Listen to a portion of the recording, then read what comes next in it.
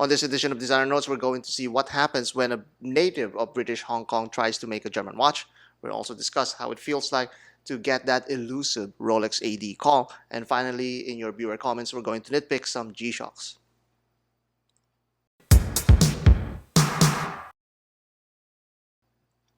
As more and more microbrands launch left and right, it becomes a lot harder to stand out. But sometimes you don't have to stand out to get noticed. And that's exactly what happened with this Selten 00, and this watch had a surprising small detail that really captured this designer's heart. This video is brought to you by Selten watches. It's not very often when you can immediately see the effort and hard work that went into a timepiece. Much has been lost in the nebula of mass-produced parts. Admittedly, that is the same initial impression that I got from the Selten 00 until it was given a sliver of a chance to prove itself. This 40mm watch may seem simple and minimalist in design, but all that is a mere canvas to showcase its exotic materials and execution. Take for example this neutral meteorite dial that virtually blends with the rest of the watch, with the day and night indicator given much emphasis. Thrown on the wrist, it becomes more impressive since the details previously lost in the gray tone are now visible. The indexes and frames now pop with the reflection of light from its polished textures. It also helps that the watch has a comfortable taper and easy-to-use butterfly clasp.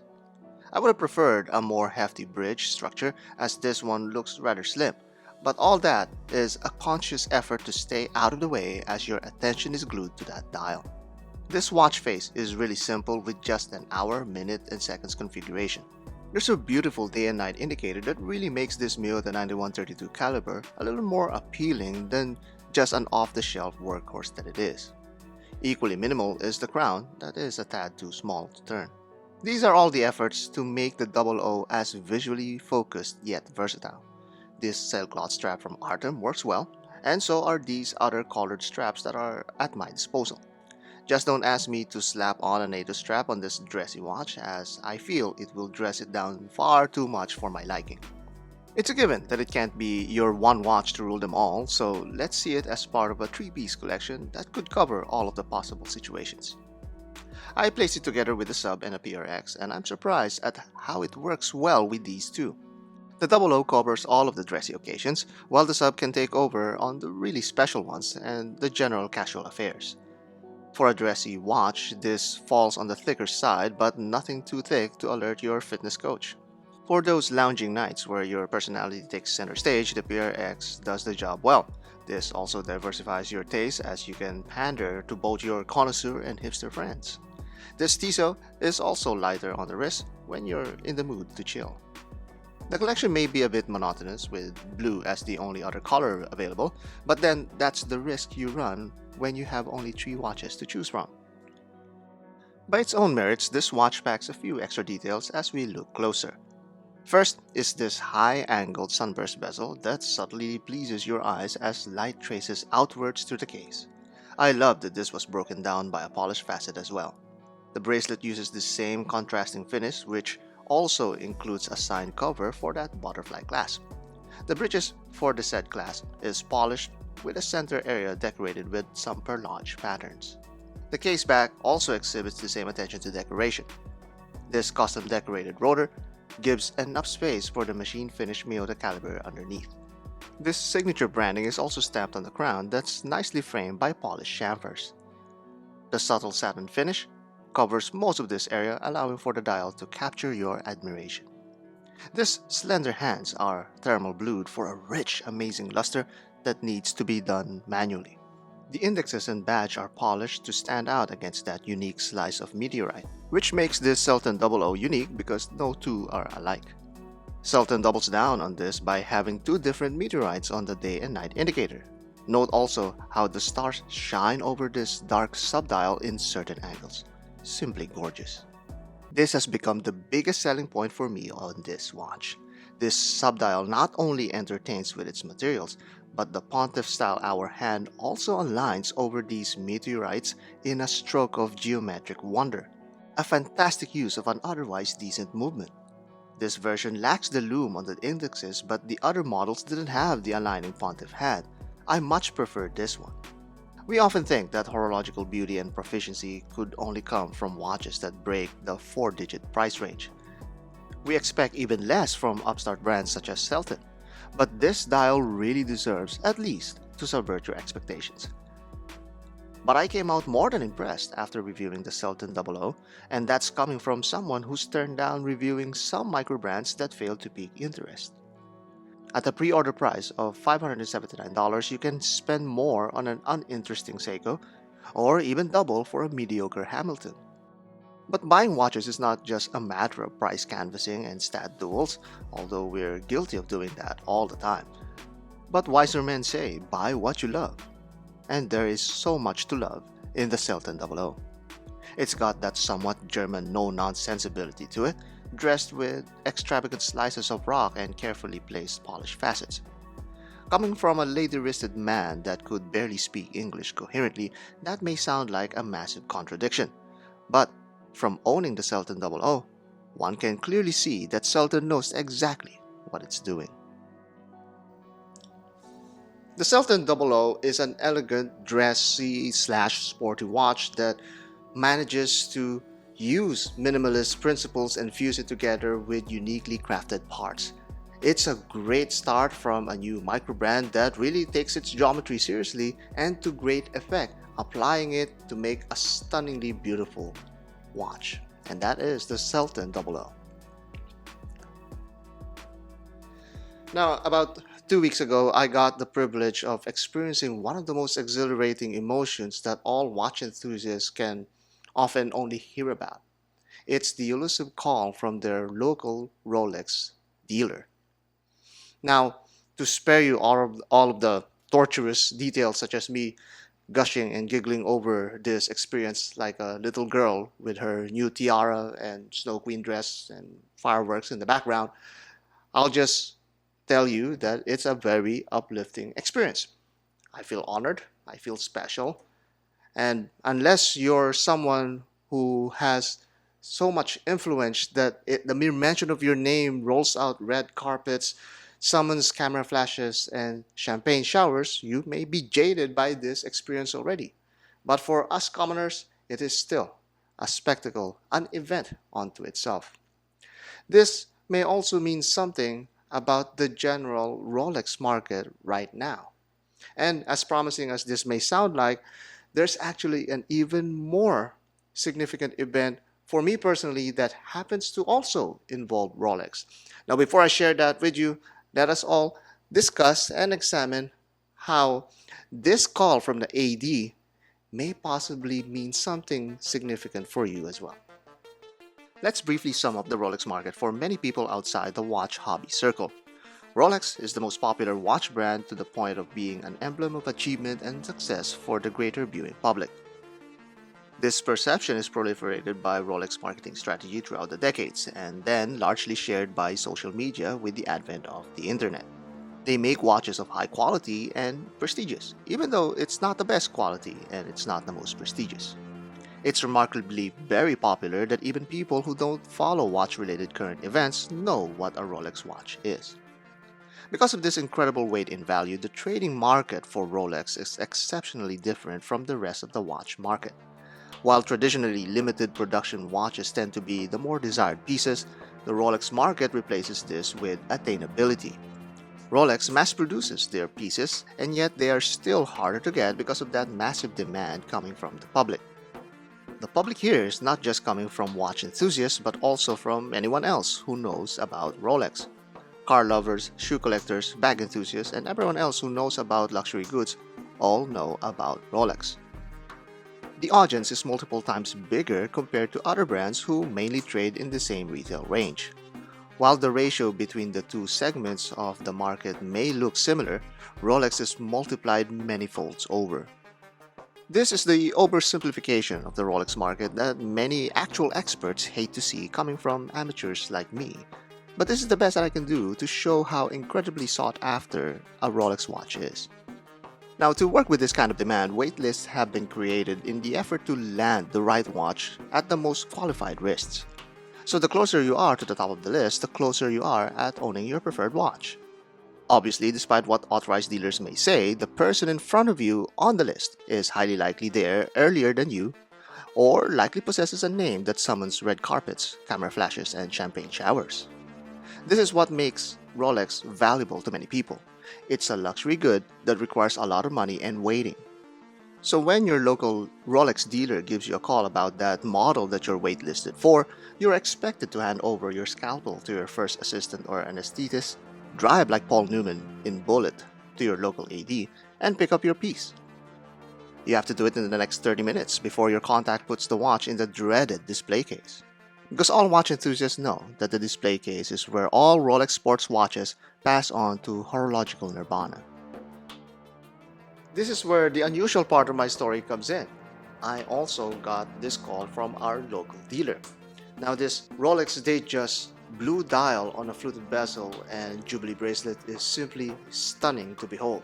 It's blissed materialized, and you can only imagine my surprise that I even got this call in the first place. Because you see, the unusual part of that is that I only have one piece that I bought from that AD, which is back in 2015. And suffice to say, the mere mention of my name would only induce, at most, from the dealers, maybe a smirk here and there, a couple of raised eyebrows, and probably 2 or 3 eye rolls. I'm also in no wait list because when I asked them that before the pandemic, they said that there's no point of making wait lists because they're not even getting any stocks at all. They abolished that completely, so what's the point? So, if I'm mere Joe Nobody who is also not in any wait list, how did they know that I would like a blue dial Datejust in the first place? And more importantly, why would they even call me at all? Well, let's answer that first question. For the 15,344 times that I've been in that store, while my wife, of course, visits that Coach outlet in front of it, someone is actually taking notes of what I often talk about. Also, since they required the visitors to write on their logbook, it's rather easy to reference my name rather than just call me Mr. Blue Dial Asian Face. And of course, the many times that I actually gave my name and number because they simply asked with respect consent. So why did they give me a call? Maybe it's because I really am just 10 minutes away from their store, and more likely because Rolex inventory is actually being shipped. There was a well-documented shortage of production after all. We have also seen videos about the normalizing of Rolex prices. But while many attribute this to the market correction after the pandemic, I think it's more rational to think that the Rolex supply chain is finally moving again. With some decent Googling, you'll find that there's an increased amount of stories about getting the call. Within our watch groups, I've also observed an increased amount of these calls from members as they recall their joy and elation. But that may hold the most logical explanation of all. The call itself has become a culture of sorts. It doesn't happen often, and effort is needed to even be considered. So when it does come, it is to be documented and celebrated. That celebration is now displayed rather easily in social networks. For every one of these videos posted, hundreds more may be inspired to do the same when they inevitably get the call. One of them was me. So that explains this video. I got the call, and this immortalizes that fateful day. Now, as unusual that video may be, equally unusual is the result. I actually did not buy that Datejust. It will set me back $10,000 and would put me in debt if I hopped onto my Honda Civic and drove fast and furiously to that AD. I still felt honored and special, but I also felt ashamed and embarrassed that I let my AD down and did not pick up that piece. My watch friends told me though that it is okay and there's no shame at saying no to a piece that came at the wrong time. It simply is not the right time. But to me, it's the culture that Rolex created and handed over to its enthusiasts like us that really evoked the enjoyment in a more different and more positive way. And that brings us to the second event that happened this couple of weeks that also is related to Rolex. One of our viewers actually contacted me, gave me a call of a different kind. and wanted to meet up with me since they were passing Aruba in one of their tours. Never in a thousand years could I have ever imagined that I will be able to create content and much more meet the people that actually watch my videos. It may be easy in major cities, and actually it happens all the time that you watch folks meet up together in these community events and watch tours and watch meets. But for a small island paradise like Aruba, with a lonely YouTuber talking about small niche antiquated technology, this is really very hard to come by and even rarity. But someone like the 13 of you who's still watching this video found it a good idea to have dinner with this Mr. Blue Dial Asian face, and it's actually awesome. We shared our love for Rolex, although I brought an Omega to the table. Joshua was there doing all the talking while I did all the drinking. And we even talked about the call, among other things. Yes, we talked about other things mostly, like most of you do in those watch meets. I can now proudly say that I've met a couple of watch enthusiasts along with their wives. Something that is truly rare, at least for me, and far more valuable than getting that blue Datejust. It's the first time meeting any of you viewers, and it's a call I'm much happier to have taken. So thank you so much, Detroit Spartan and friends. It's an awesome evening I'll never forget. This is the best side of the watch community, making friends with people who share the same passion as you do. Rolex may not be actively participating in these humble dinners, but I imagine they'd be more than happy to be part of any conversation in any shape or form in these dinners and watch meets. Because, after all, it is part of their plan, part of their blueprint for giving and heeding the call. At least now I can tell my wife that I had the strength and the guts to refuse that very elusive call. So maybe she'll give me a pass and buy that next limited edition Gshock. Or so I hope. It's now time for your viewer comments.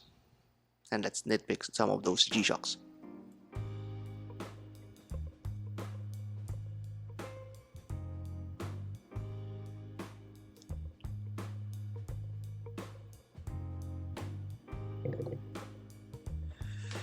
Steve Nook says, that new 2023 MRG Frogman is digital. I didn't see anywhere that it's actually digital. There is already a leaked image and it clearly shows analog hands. But I did remember what another viewer who also mentioned, what if it looked like digital? Well, here it is. A little something small for digital Frogman fans out there. The Big Wrist says, I also prefer the dial on the quartz version. I've had my one a few months ago on a bracelet. Love it. I also bought the strap on the Tissot's website for the bargain price of $55. Really nice quality and great color. The quartz is the best all around. See, it doesn't have to be just the size dimensions and the thinness of the quartz model, it's also the dial. Many people are actually attracted to that simpler dial, and some have already also commented that they would have preferred that it didn't have that second hand. That could have been like another good idea too, but maybe for the smaller versions. But overall, this Tissot offered a lot of range and combinations with their Powermatic and their quartz models of the PRX, and it's really shaping up to be one of the more fantastic decisions that entry-level luxury watches made recently. Hecklick5436 says, why reviewers doesn't have the actual watch on their wrist? Well, because it's really hard to get these watches on your wrist. Not only are they not available in some areas like me here in Aruba, at the same time they're also expensive for you to actually buy into them just to review it. It's not easy also to flip, so why bother going through that in the first place? Also, there's so many other channels out there that have been reviewing watches that they don't own and simply using footage from other YouTubers, and there's no shame in that. It's just that it's not as compelling as someone who actually has it on their wrist. But you cannot expect the same thing for everyone. It's really hard to do. However, here it is on my wrist. Let me take one of these. Oh yeah, there we go. So just imagine you have the Royal Oak ceramic on my wrist right there. Or what about that Tiffany Nautilus? Or maybe that RM11. You don't have to imagine anymore. You saw it on my wrist? It's good enough, right?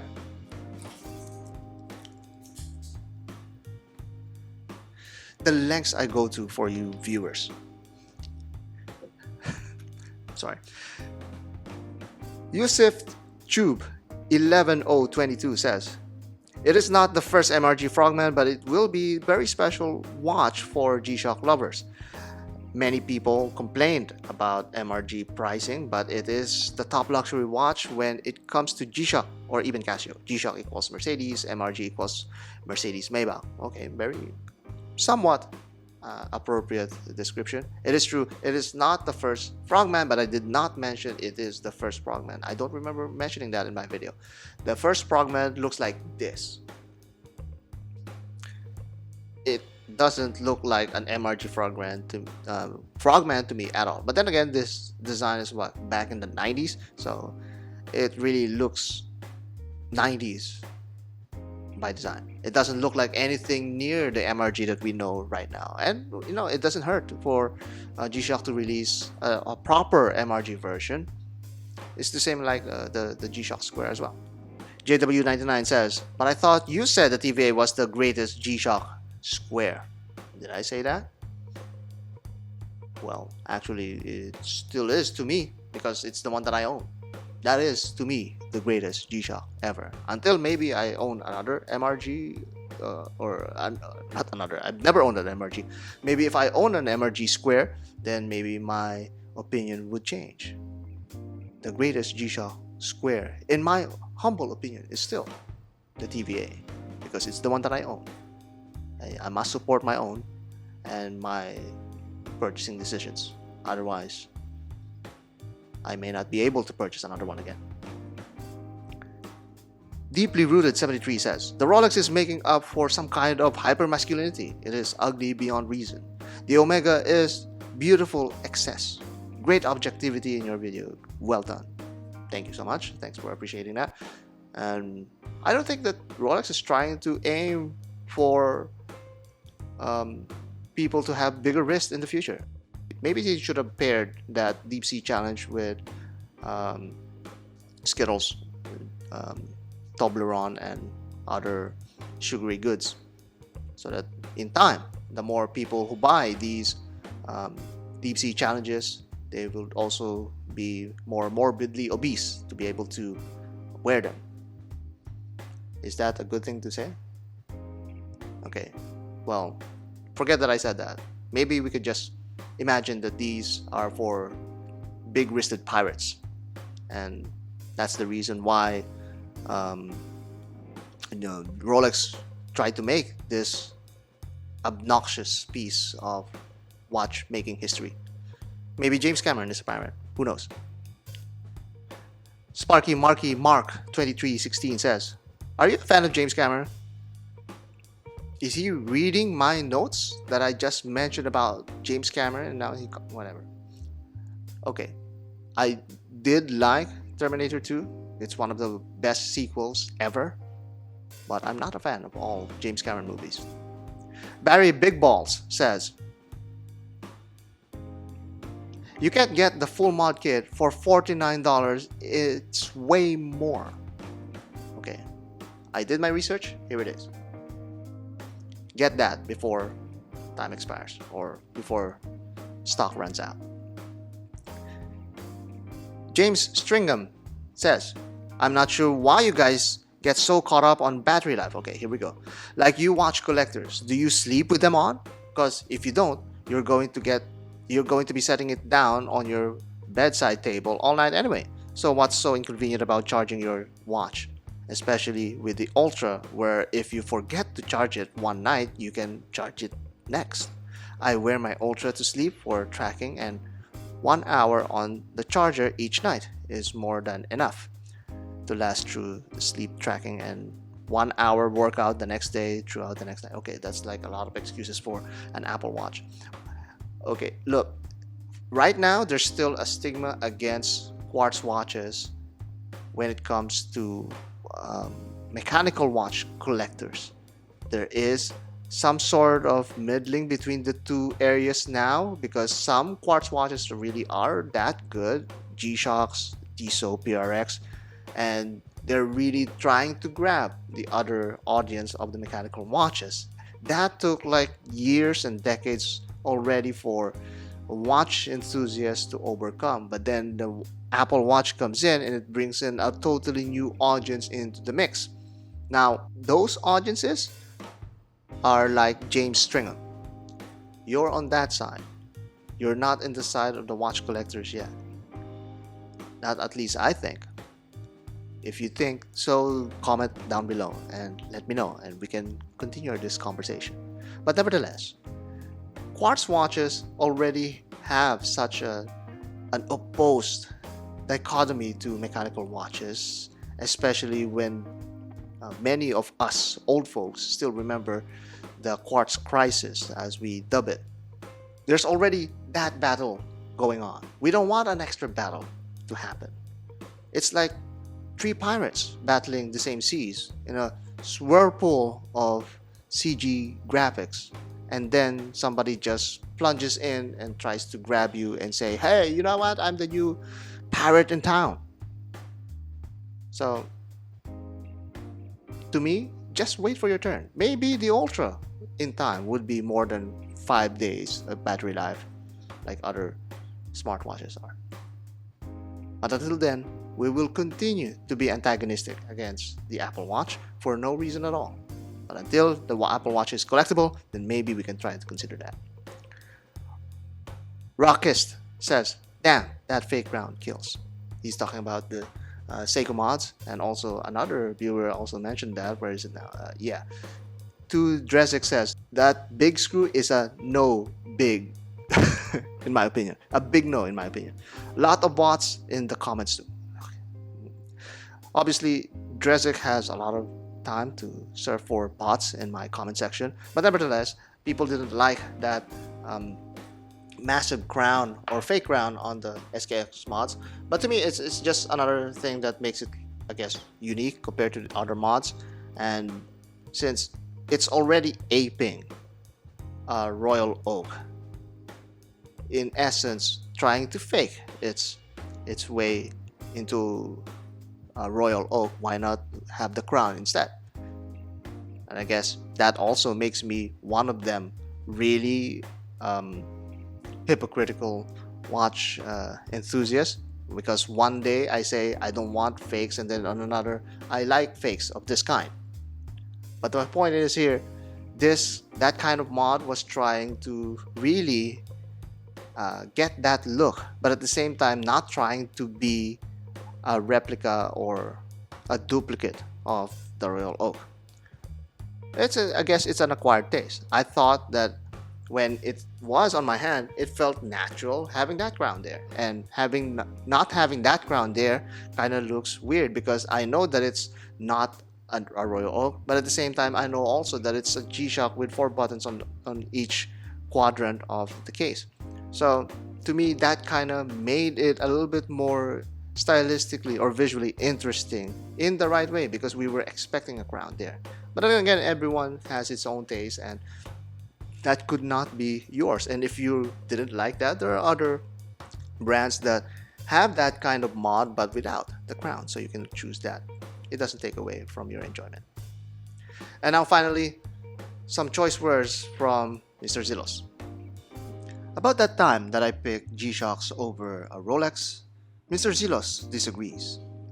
While I agree G-Shock in general is more interesting than Rolex, for my taste and frankly my age now, I'll go with the Rolex, especially a Daytona, because chronograph.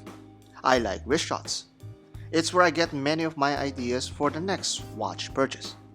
As for what people think of me when I take a wrist shot in public, Who are these people I should care what they think? Don't care? Don't care to care. Put that in your next words of wisdom from Mr. Zelos. Stop caring about what people think.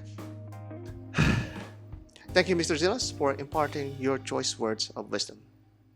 And we'll leave you there. See you again next time. I would still be especially honored, but then I'll be looking at a very costly divorce. Today's the a native of British Hong Kong tries to make a German watch. What happens when?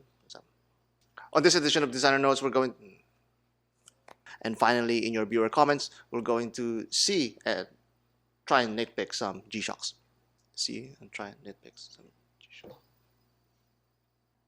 Now, about 2 weeks ago, I got to the. It's.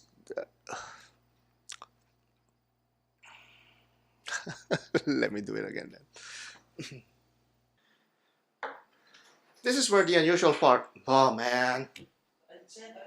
Hurry up.